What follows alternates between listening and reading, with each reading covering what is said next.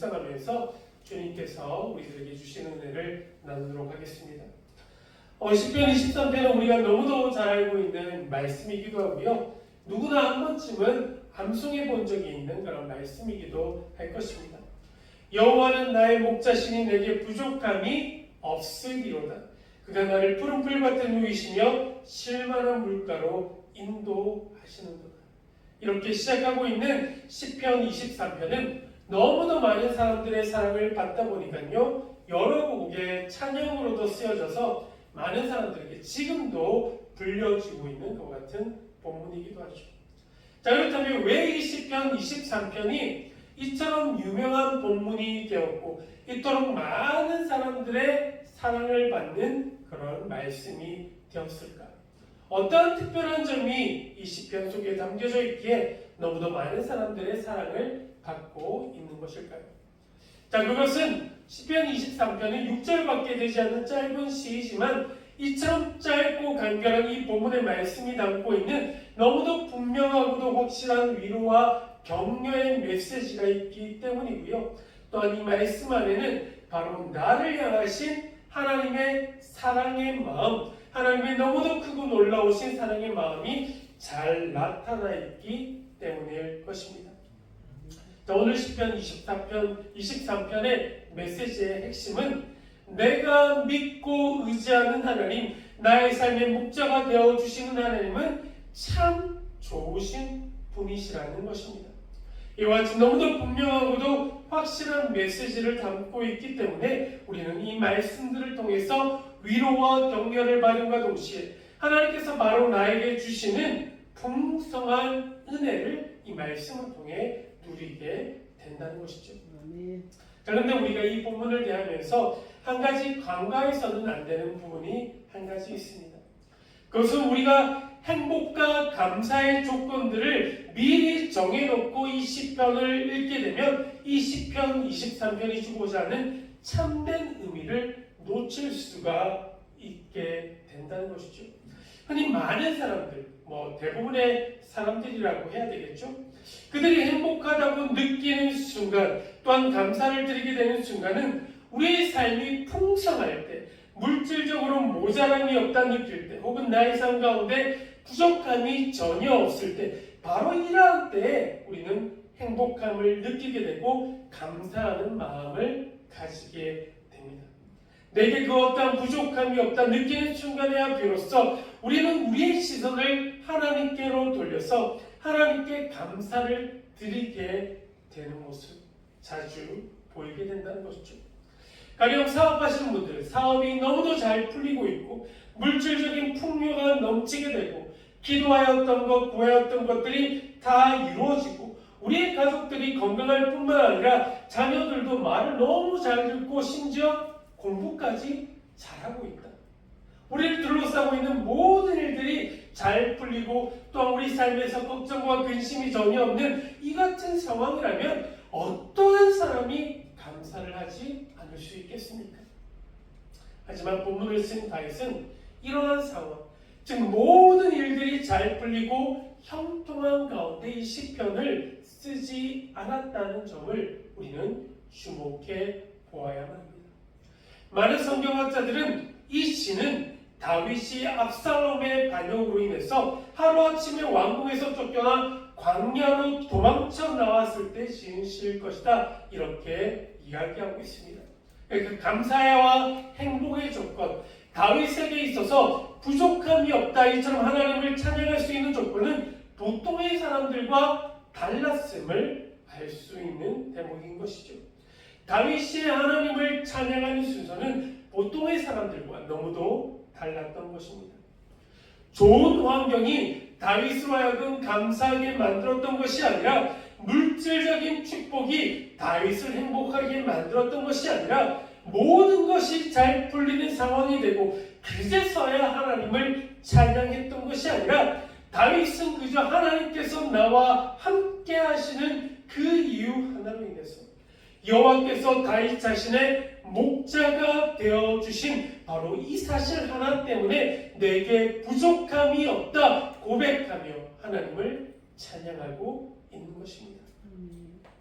하나님께서 나의 목자가 되어 주시기 때문에 어떠한 상황과 환경을 만나든지 그 상황을 뛰어넘어서 내장이 넘치는 것과 같은 모든 일이 감사하고 행복하다.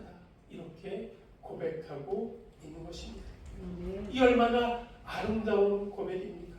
여호와께서 나의 목자가 되어주시는 이 한 가지 사실 때문에 자신의 삶에 부족함이 없다 고백하고 있는 오늘 다윗의 믿음의 고백이 오늘 우리 모두의 믿음의 고백이 되기를 우리 주님의 이름으로 축복합니다. 아멘. 내게 부족함이 없기 때문에 여호와께서는 나의 목자가 되신다. 이런 뒤바뀌어버린 감사의 모습이 아니라 아무런 감사의 조건이 없어도 여호와가 나의 목자가 되어주신 이 한 가지 사실 때문에 나는 너무도 행복하고 감사하다. 나에게는 어떠한 부족함도 없다. 이와 같은 믿음의 고백을 올려드릴 수 있는 저와 여러분들 되시기를 다시 한번 주님의 이름으로 축복합니다. 아멘. 자, 본문의 말씀으로 이제 들어가 보도록 하겠습니다. 자, 1절 말씀 우리 한번 보시게 되면 여호와는 나의 목자시니 내게 부족함이 없으리로다.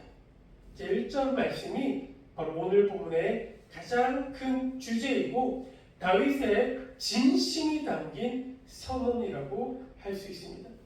그런데 여러분들이 이 시편을 읽게 되시면 화자가 어떻습니까? 화자가 이 시편의 가장 두드러진 특징 가운데 한 가지는 바로 지극히 개인적인 내용을 담고 있는 시편이다. 이렇게 말씀드릴 수 있습니다. 이 시편에는 오늘 본문에는 우리라는 단어가 단 한 번도 나오지 않습니다. 계속해서 나의 목자, 나를, 내 영혼, 내가, 내 이와 같이 나를 계속해서 강조하고 말하고 있기 때문이죠. 그만큼 하나님과 시편 저자인 다윗 자신의 친밀감을 잘 강조하고 있음을 알 수 있습니다. 나와 하나님과의 친밀한 관계에 대해서 이처럼 다윗이 강조하고 있음을 우리가 주목해야 하는 것은 신앙은 철저하게 개인적인 것이기 때문입니다. 신앙은 개인적인 것입니다. 내가 어느 교회에 출석하고 있는가, 어느 교회 부서에 속해 있는가, 어떠한 목사님의 설교를 좋아하고 자주 듣고 있는가, 이러한 것이 나의 신앙의 정체성을 나타내 주는 것이 아니라 하나님과 나의 관계, 1대1 관계가 나 자신의 신앙의 정체성을 나타내 주는 것입니다. 우리가 하나님이라 부르는, 아버지라 부르는 하나님과 나와의 친밀한 삶, 친밀한 관계가 참된 신앙이라는 것이죠. 그래서 다른 누군가가 만나고 경험한 하나님에 대한 이야기가 아니라 바로 나 자신이 경험하고 만난 하나님에 대한 고백이 다윗은 물론이고 이 자리에서 함께하고 있는 우리 한 사람 한 사람에게 너무도 필요하다는 것입니다. 그래서 침례교단에서 이렇게 여러분들 보시게 되면 침례교단은 회중 예배 중간에 사도신경을 잘 외우지는 않습니다. 그죠? 사도신경을 외우지 않습니다. 사도들의 신앙 고백이 나에게 중요한 것이 아니라 더욱더 중요한 것은 하나님을 향한 나 자신의 신앙 고백이기 때문입니다. 또한 1절에서 나오고 있는 부족함이 없으리로다. 이 말은 부족함이 없을 것이다. 이러한 불확실한 의미나 부족함이 없었으면 좋겠다. 이와 같은 바람과 소망을 담은 말이 아닙니다. 부족함이 없을 것이다. 이 말은 우리 삶의 목자 되신 하나님과 함께하는 삶 가운데에는 부족함이 이전에도 없었지만 지금 현재에도 없을 뿐만 아니라 앞으로도 계속해서 부족함이 없을 것이다. 이와 같은 선포가 담긴 말씀인 것이죠. 다윗이 여호와는 나의 목자시니 내게 부족함이 없으리로다. 이와 같은 고백을 올려드릴 수 있었던 까닭은 다윗은 왕이기 이전에 목자였던 사람이었습니다. 그죠? 목자로서 오랜 시간을 보내왔었던 사람이었죠. 다윗은 목자였던 자신의 성장 과정을 통해서 목자와 양과의 관계를 너무도 정확하고도 철저하게 깨달았던 사람이었습니다. 그 때문에 목자 되신 하나님과 함께하는 사람은 부족함이 전혀 없을 것이다. 이와 같은 선포를 할 수가 있는 것입니다.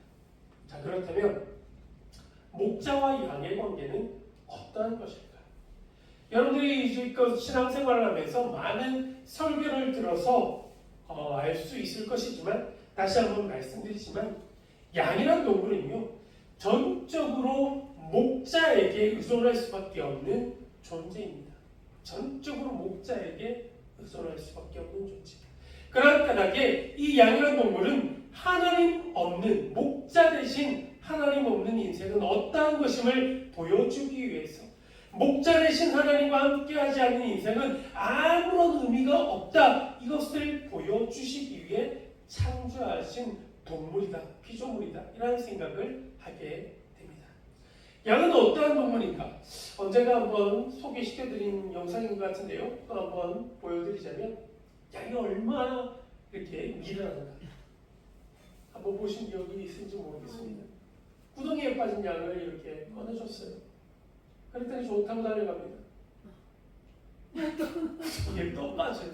이처럼 미련한 동물이 바로 양이라는 것이죠.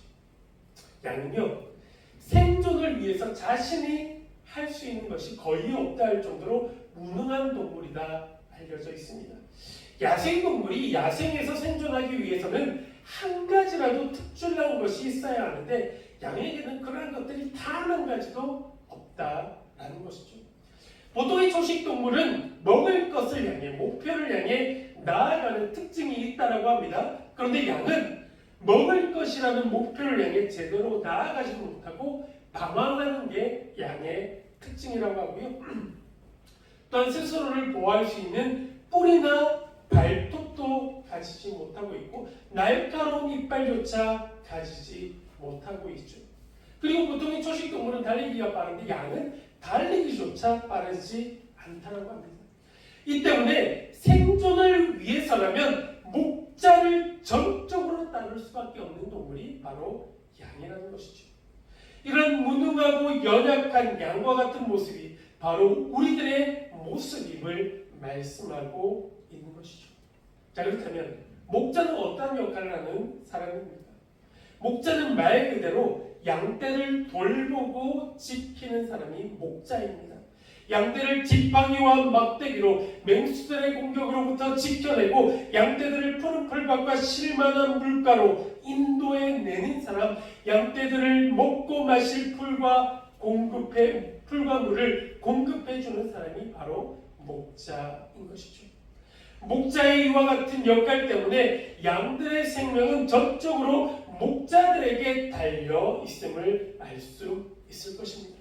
자, 그런데 오늘 본문 1절에서 다윗은 하나님을 나의 목자라고 했으니, 이러한 목자와 양의 관계로 생각해 된다면 자신의 생명은 전적으로 하나님께 달려 있다는 뜻이 됩니다. 또한 양이 목자를 전적으로 의지해야 살아갈 수 있는 것 같이, 목자 대신 하나님의 돌보심과 보호하심, 인도하심이 있어야지 양과 같이 연약한 자신이 살 수 있다는 뜻이 담긴 1절의 말씀인 것입니다. 그만큼 다윗은 하나님을 전적으로 의지하고 신뢰하고 있습니다. 이와 같은 자신의 체험에서 비롯된 신뢰와 믿음이 있었기에 하나님을 나의 목자라 다윗은 고백할 수가 있게 되었던 것입니다. 자, 2절 말씀을 보시게 되면, 그가 나를 푸른 풀밭에 누이시며 실만한 물가로 인도하시는도다 기록하고 있습니다. 자, 2절 말씀을 통해 알 수 있는 것은 하나님께서 우리의 목자가 되어 주심으로 진정한 안식을 주신다는 것을 알 수 있습니다. 다윗은 하나님께서 하시는 일로 양과 같이 연약한 나를 편안하고 안락한 장소인 푸른 풀밭으로 인도하셔서 누이시며 실만한 물가로 인도하여 주시는 것, 즉 하나님을 따르는 우리에게 안식과 쉼을 허락하여 주신다 이야기하고 있습니다. 자, 그런데 2절에서 푸른 풀밭에 누이시며 이와 같은 표현이 있는 것은 양의 그 특징과도 관련이 있는 말씀이라고 할 수 있는데요. 자, 필립 켈러라는 분이 계신데요. 선교사의 아들로 태어나서 오랜 시간 목자로서 살았던 분이십니다.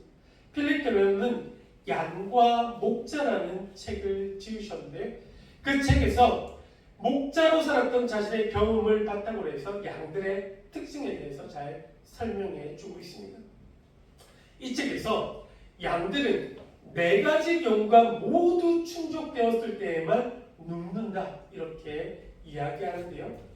양은요 천성적으로 굉장히 두려움이 많은 동물이기 때문에 자신을 위협하는 천적 관계가 없는 상황, 그러니까 그 어떤 두려움도 없는 상황이 되었을 때, 그리고 다른 양들과의 관계에서 불편한 점이 전혀 없었을 때, 그리고 파리나 기생하는 벌레들의 시달림에서 완전히 자유로울 때, 그리고 양식을 충분히 먹어서 배가 완전히 채워졌을 때, 이와 같은 4가지 조건이 다 만족되었을 때야 비로소 양이 눕는다고 말하고 있습니다. 다윗은 그 자신이 목자였기 때문에 이러한 양의 특징을 몰랐을 리가 없습니다.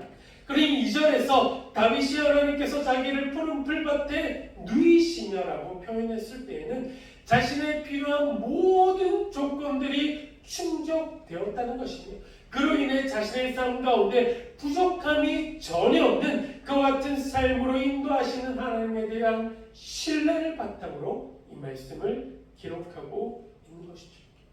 이처럼 하나님께서는 다윗을 부족함이 없도록 인도하시는 분, 참된 안식과 쉼을 허락하시는 분이심을 1절과 2절 말씀을 통해서 잘 설명해 주고 있는 것입니다. 자, 오늘 우리는 시편 23편 말씀을 살펴보고 있습니다. 이 놀라운 사랑의 고백은 비단 다윗의 고백으로만 그쳐서는 안 됩니다. 우리 삶 가운데도 목자 되신 하나님과 함께하는 삶을 살아가야지만 그 어느 것 하나 부족함이 없는 삶, 진정한 안식을 누리는 삶을 살아갈 수 있기에 그렇습니다. 다윗의 삶과 같이 우리 삶 가운데에도 우리 삶을 인도하시는 참 목자 되신 하나님과 함께하는 삶을 살아갈 때 어떠한 축복을 누리면서 살아갈 수 있을까? 오늘 본문을 통해 3가지로 함께 살펴보도록 하겠습니다. 자, 첫 번째, 목자 되신 하나님과 함께하는 삶을 살아갈 때에는 내장이 넘치는 부족함이 전혀 없는 삶을 살아갈 수가 있게 됩니다. 내장이 넘치는 축복을 누리며 살아갈 수 있는 비결, 목자 되신 하나님과 함께하는 삶을 살아갈 때, 목자 되신 하나님과 함께하는 삶을 살아갈 때 우리는 내장이 넘치는 축복된 삶을 살아갈 수가 있게 됩니다. 자, 본문 말씀 1절, 2절 그리고 5절 말씀 우리 다시 봅니다. 여호와는 나의 목자시니 내게 부족함이 없으리로다. 2절, 그가 나를 푸른 풀밭에 누이시며 쉴 만한 물가로 인도하시는구나. 주께서 내 원수의 목전에서 내게 상을 차려주시고 기름을 내 머리에 부으셨으니 내 잔이 넘치나이다. 아멘. 이 말씀들과 같이 내 잔이 넘칠 정도로 기름을 부어주시는 하나님의 은혜가 모든 성도인들의 삶 가운데 항상 함께 하시기를 우리 주님의 이름으로 축복합니다. 아멘. 기름이 넘칠 정도로 부어주시는 하나님의 은혜. 앞서도 말씀드렸지만 여호와께서 나의 목자이시기 때문에 이 한 가지 사실로도 우리는 부족함이 없는 삶을 살아갈 수 있을 줄로 믿습니다. 하나님께서 목자시기에 우리는 양과 같은 존재라고 할 수 있습니다. 양에게는 전적으로 하나님이 목자가 필요합니다. 마찬가지로 우리에게도 전적으로 하나님만이 필요합니다. 우리에게 푸른 풀밭과 쉴만한 물가로 인도해줄 성능 좋은 내비게이션이 필요한 것이 아니라 먹을 양식과 마실 물이, 옷이 필요한 것들이 아니라 안전한 울타리가 필요한 것이 아니라 양과 같은 우리에게는 목자이신 하나님만 계시면 된다는 겁니다. 하나님만 있으면 되기에 하나님과 함께하는 삶을 살기로 결단해야 할 줄로 믿습니다. 그럴 때 목자이신 하나님께서 우리의 모든 필요를 채워 주신다는 겁니다. 부족함이 없이 채워 주실 뿐만 아니라 그것을 훨씬 더 뛰어넘을 축복을 주실 것이다. 즉 5절 하반부 말씀과 같이 내 잔이 넘치나이다. 내 잔이 넘칠 정도로 부어주시고 채워주실 분이 바로 우리가 믿는 하나님이시라는 겁니다. 이처럼 목자 되신 하나님과 함께하는 삶을 살아갈 때 내 잔이 넘치는 것 같은 부족함이 없는 삶의 축복을 우리 역시 누리며 살아가게 된다는 것을 기억하셨으면 좋겠습니다. 제 삶 속에 있었던 조그만한 간증 하나 여러분들과 함께 나누도록 하겠습니다. 미국에서 사역할 당시 이제 제가 차 사고를 한 3번 정도 이렇게 당한 기억이 있는데요. 물론 저는 제가 낸 사고가 아니라 뒤에서 이렇게 사고가 이제 난 거예요. 뒤에서 저를 받아서 박은 100대 박 이렇게 사고들이었는데 제가 나눌 갈등도 이제 차 사고와 관계가 있습니다. 어느 날 이제 운전을 하고 가는데 신호를 받고 이렇게 멈춰서 있었는데 뒤에서 오던 차가 뭐 핸드폰을 했는지 뭘 했는지 속도를 멈추지 못하고 저를 뒤에서 이렇게 팡하니 받아 버리게 됩니다. 그 당시 저도 타고 있었고 사모도 타고 있었고 그 당시 굉장히 귀엽고 어려웠던 선아도 이렇게 타고 있었는데 선아가 너무 놀라서 이렇게 울었던 기억이 있습니다. 저는 이제 길 가장자리에 차를 잃게 되고 사고를 낸 이 멕시코 분과 이제 보험회사를 부르고 사고 뒤처리를 하게 되죠. 이제 몸은 별 이상이 없었는데 사고 난 차 뒷범퍼를 보니까 뒷범퍼가 다 찌그러져서 범퍼를 바꿔야 할 정도로 이렇게 많이 부서져 있었습니다. 그래서 차를 이제 바디샵에 맡기고 렌터카를 받고 이제 변호사를 만나게 됩니다. 변호사가 신호 대기 중인데 뒤에서 이제 받은 사고니까 상대방 과실 100%다 걱정하지 말아라. 근데 오래 걸리긴 하겠지만 보상금도 나오게 될 것이라는 이런 이야기를 하게 됩니다. 그리고 병원에 가서 한 10회 정도 물리치료를 받을 수 있다 이렇게 이야기를 하시는 거예요. 그 당시 이제 저는 이제 허리가 좀 문제가 있어서 굉장히 좀 여러 차례 고생을 하고 있었는데 너무도 감사한 것은 그 당시 미국에서는 카이로프로텍이라고 부르는 이제 척추 교정 병원이 있었는데 우리나라로 말하자면 추가요법, 물리치료 이런 곳이죠. 여기서 주 2회에 걸쳐서 사모님과 함께 척추 교정 시술을 받게 됩니다. 그래서 치료를 받게 되고 늘 말썽이던 허리가 엄청 좋아지게 되죠. 더 감사한 것은 무엇인가? 연초에 사고가 났는데 연말쯤 저희 깜빡 잊고 있었을 즈음에 집으로 수표가 배달되게 됩니다. 미국은 이게 수표 체크 문화지 않습니까? 사고가 난 뒤에 9개월 정도에 걸쳐서 사고 보상금이 나오게 된 것인데요. 정말로 감사한 것은 교회에서 이제 부사역자로 사역을 하고 있었지만 늘 부족한 사례비 때문에 카드빚이 좀 있었던 상황이었는데 정확하게 카드빚을 완전히 해결할 수 있는 보상금이 나오게 됩니다. 카드빚이 3,000불 정도 있었는데 3,100몇 불이 나오게 되었던 것이죠. 하나님께서 내 잔이 넘칠 정도의 은혜를 베풀어 주신 것입니다. 이것으로 끝나지 않았고요.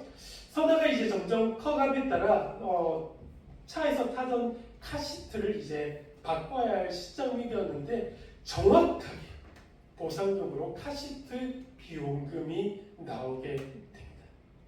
목자 되신 하나님과 함께하는 삶을 살아갔더니 내 잔이 넘칠 정도로 부어주시는 하나님의 은혜를 누리고 경험하게 되었던 것이죠. 치료받게 해주셔, 보상금 주셔, 카시트 비용금도 해주시오. 저는 바라기는 이 자리에서 함께 예배드리고 있는 모든 성도님들도 목자 되신 하나님과 함께함으로 내 잔이 넘치는 축복과 은혜를 누리시게 되기를 우리 주님의 이름으로 축복합니다. 아멘. 하나님과 함께할 때 내 잔이 넘치는 축복을 누리게 됩니다. 자, 두 번째, 목자 되신 하나님과 함께하는 삶을 살아갈 때 내 영혼이 소생되는 축복을 누리게 됩니다. 내 영혼이 소생되는 축복을 누리게 됩니다. 영혼이 소생되는 축복. 자, 3절 말씀을 보시게 되면 내 영혼을 소생시키시고 자기 이름을 위하여 의의 길로 인도하십니다. 우리의 목자가 되어주시는 하나님께서는 우리의 영혼을 소생시켜 주시는 분이십니다. 소생이라는 말은요, 넘어졌을 때 손잡아 세워주신다. 넘어진 자를 손잡아 일으켜 세워주신다. 이런 말이 담겨져 있는 것이 소생입니다. 그래서 유대인들의 격언인 탈무드를 보시게 되면 세상에서 실패한 인생이 누구냐? 넘어진 사람이 아니다. 넘어졌을 때 손잡아 일으켜 세워줄 이웃과 형제가 없는 사람이다. 이런 격언이 있습니다. 목자가 분명한 사람, 나의 삶의 목자 되신 하나님과 함께하는 사람은 이러한 걱정을 할 필요가 전혀 없다는 겁니다. 우리가 실패할 때마다, 넘어졌을 때마다, 낙심하여 쓰러졌을 때 우리의 손을 잡고 일으켜 세워주실 분, 우리의 영혼을 소생시켜 주실 분, 바로 하나님이 우리에겐 계시기 때문입니다. 그러므로 우리는 걱정하며 살아갈 필요가 없습니다.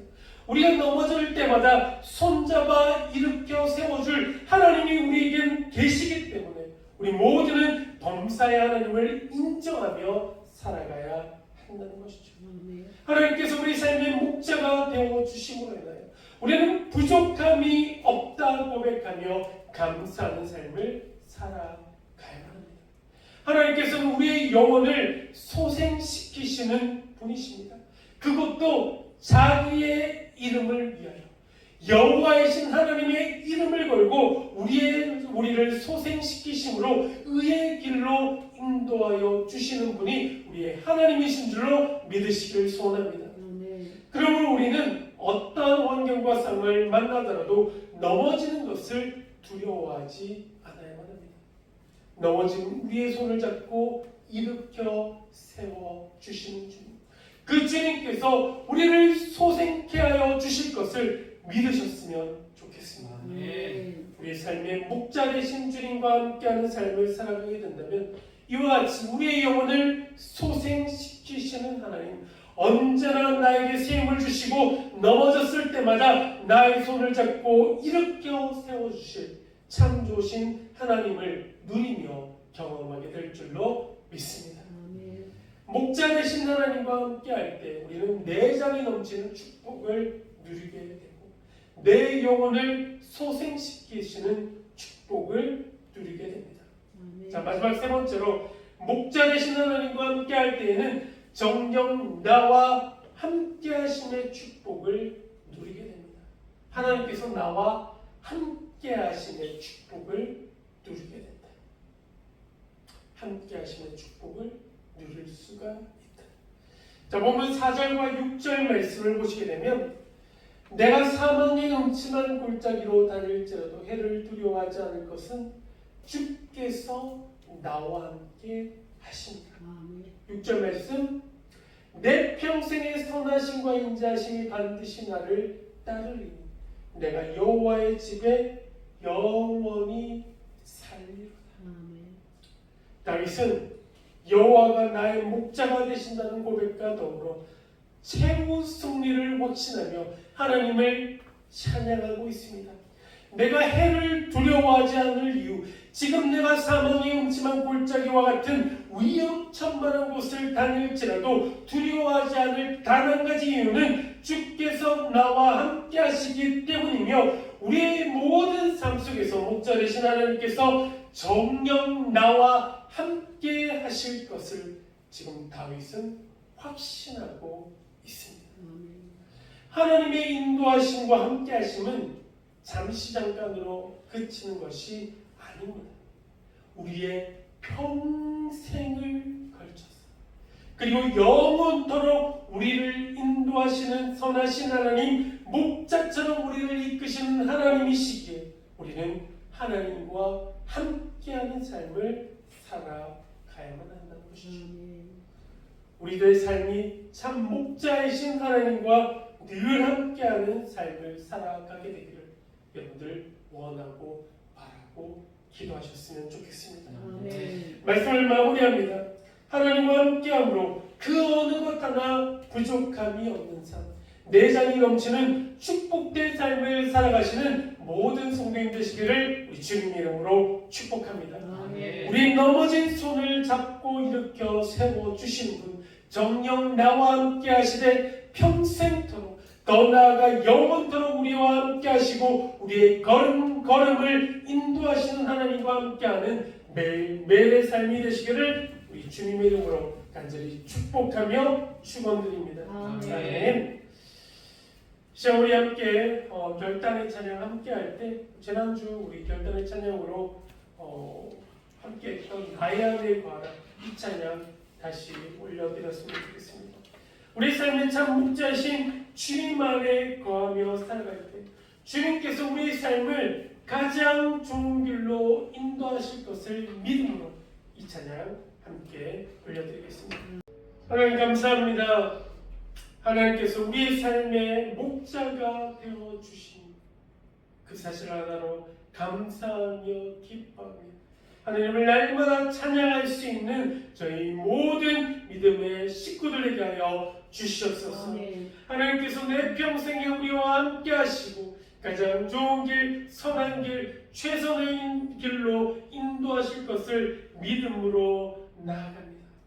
내 평생의 선하심과 인자하심이 평생에 나와 함께 하실 것을 믿음으로 살아가게 하시고 가장 좋은 목자 되신 하나님과 함께하며 살아갈 때 그 어떤 두려움이 없는 삶, 그 어떤 걱정이 없는 삶, 내가 우리 삶의 기쁨과 감사와 찬양이 끊이지 않는 삶으로 우리 삶을 인도하여 주시옵소서. 아멘. 이제 우리 주 예수 그리스도의 은혜와 하나님 아버지의 극진하신 사랑하심과 성령님의 감화감동 교통하심의 은혜가 우리 삶의 목자 되신 하나님과 함께하는 삶을 살아가기로 결단하는 이 자리에 머리 숙인 사랑하는 모든 성도님들의 삶과 삶의 자리 가운데 지금부터 영원토록 함께하여 주시기를 우리 주 예수 그리스도를 받들어 간절히 축원드리옵나이다. 아멘.